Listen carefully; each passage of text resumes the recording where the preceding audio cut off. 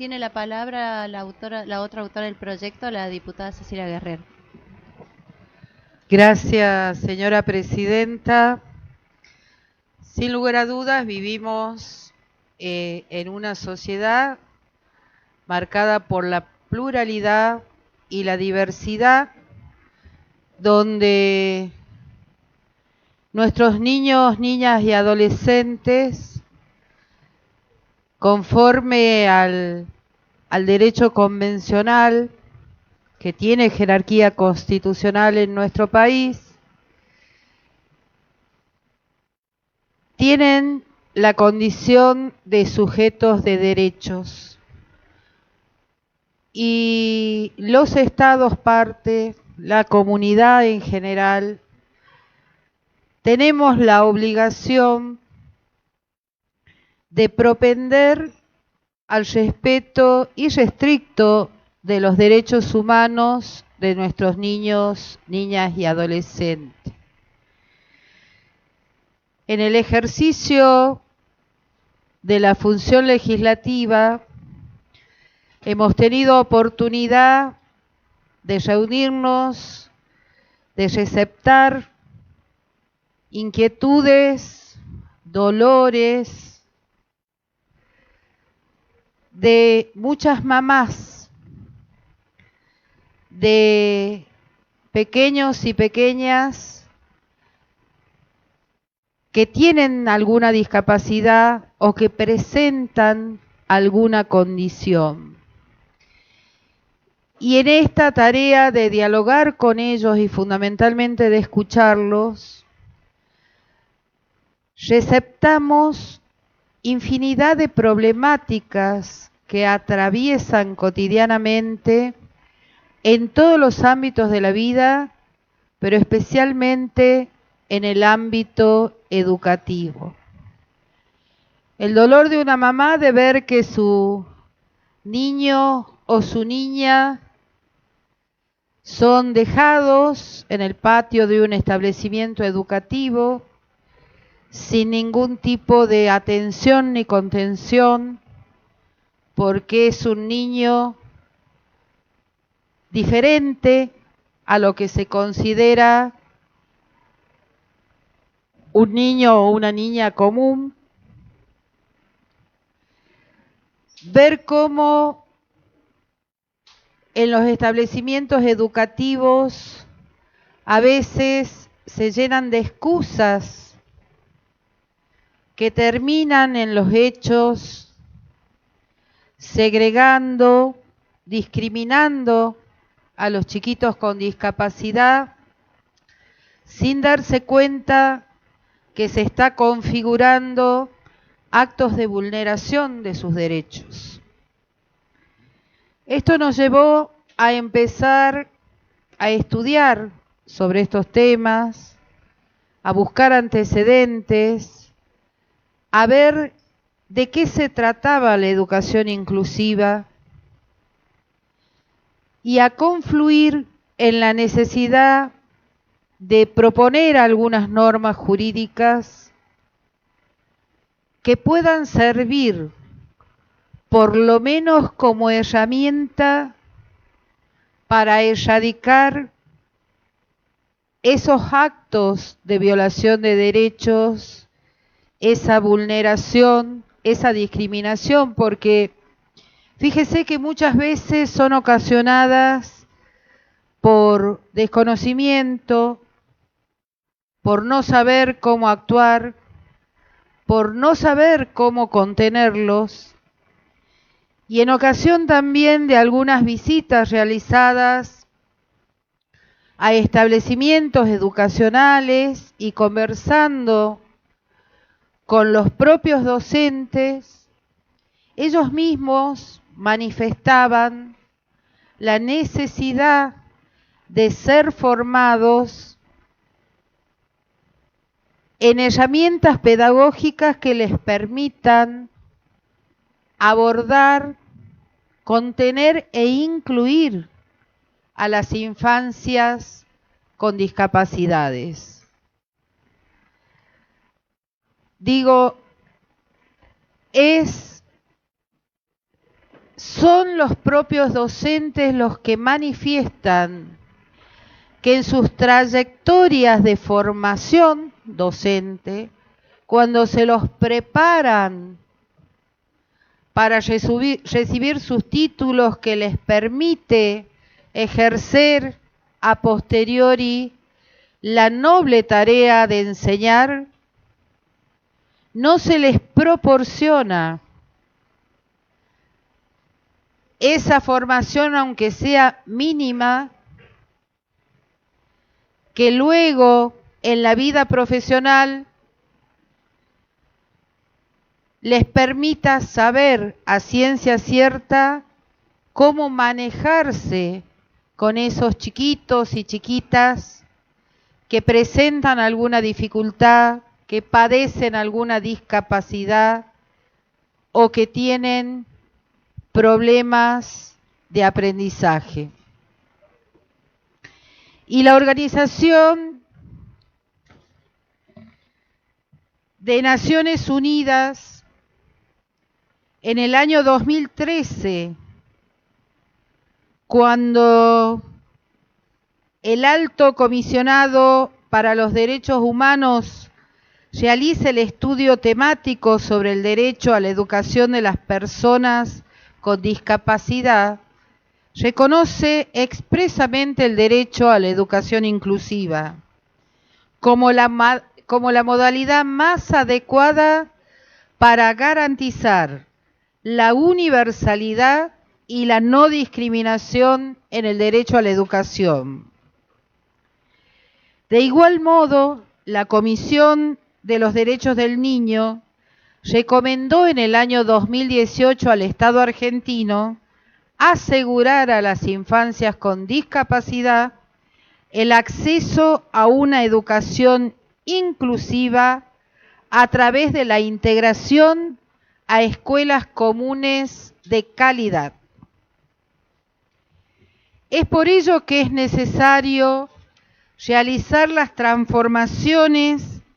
que son urgentes y que deben ser conducentes a que la formación docente, a que en la organización de las escuelas y en las praxis educativas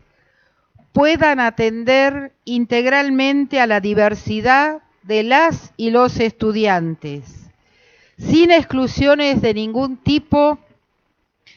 de manera de poder adaptar los métodos de enseñanza, las pedagogías, las características institucionales, los procederes y conductas de directivos docentes y no docentes a los niños, niñas y adolescentes que concurren a aprender y no a la inversa. No son los chicos los que se tienen que adaptar a la escuela, son las escuelas las que tienen que atender las particularidades o las singularidades de los niños, niñas y adolescentes, porque sólo así se podrá eliminar los obstáculos, las barreras físicas, personales e institucionales que muchas veces coartan o limitan las oportunidades del aprendizaje o el acceso pleno y la participación de las y los estudiantes en las actividades escolares. Hay que promover buenas prácticas en la comunidad educativa basadas en el respeto de los derechos de las personas con discapacidad bajo el paradigma de los derechos humanos. El trato digno debe ser hacia todos y todas y especialmente en materia educativa, porque si hay un lugar donde no resulta bajo ningún modo admisible la discriminación, la estigmatización, es en los ámbitos escolares. Y ello supone que directivos, docentes y no docentes que allí prestan servicio tengan internalizada una cultura de integración y de inclusión hacia las niñeces y adolescencias con discapacidad, neurodiversidad o aquellos y aquellas que presenten dificultades para el aprendizaje.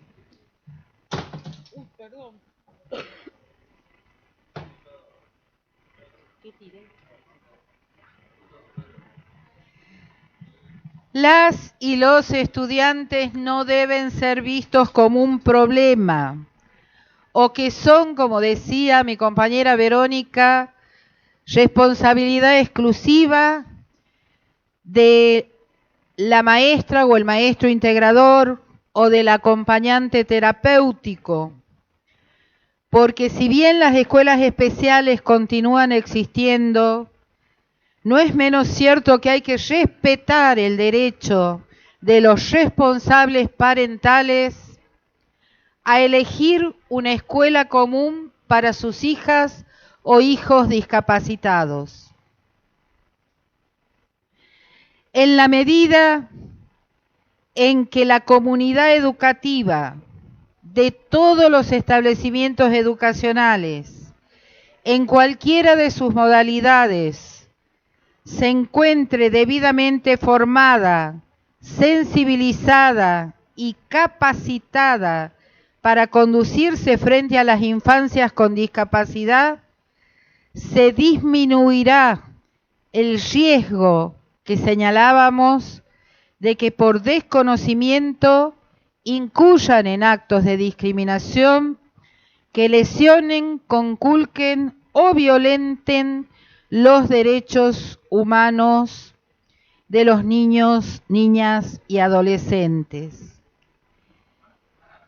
De ahí la necesidad de que en todos los niveles se inculquen esos valores y esa concientización tan necesaria y tan fundamental para que la perspectiva de derechos humanos, la perspectiva de discapacidad y la perspectiva de vulnerabilidad sea realmente internalizada por todos y todas en aras de la efectiva inclusión e integración plena en el ámbito educativo. Ya mi compañera de bancada ha hecho mención de las normas jurídicas de derecho nacional y de derecho convencional que con jerarquía constitucional han sido incorporadas al ordenamiento jurídico argentino. Así que solo me resta señalar que no podemos olvidar también que la Constitución de la provincia de Catamarca consagra en su artículo 65 el derecho especial de la niñez a una educación integral en su punto 3, inciso 5, y en el punto 6 de la misma norma constitucional establece el derecho de las personas discapacitadas a obtener asistencia integral de la provincia, lo que abarca la prevención, el tratamiento, la rehabilitación, la educación